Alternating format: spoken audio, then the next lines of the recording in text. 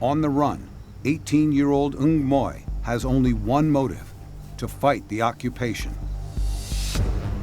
But first, she must find a way south. She fled south because this was the strong point for all the rebellion against the Manchus. She quickly realizes if she's going to be useful to the resistance, she needs to become an expert warrior. Any small amount of training she has received is not enough to secure her survival. The problem is she is small and slight, no match for a male Manchu soldier. How can I beat someone that's bigger than me, stronger than me, faster than me, and more powerful? Her eureka moment comes from observing the greatest force on Earth, nature.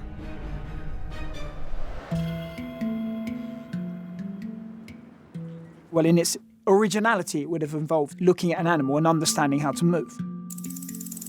She studies the lethal fight between a snake and a crane.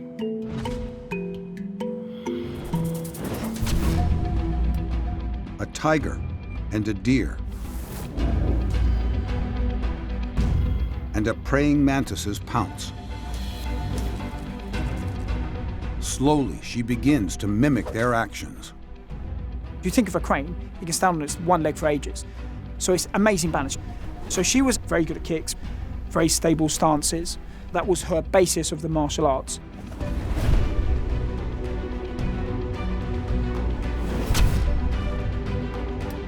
Her goal is to strike with deadly blows on instinct. You don't have time to think. You have to react without any thought.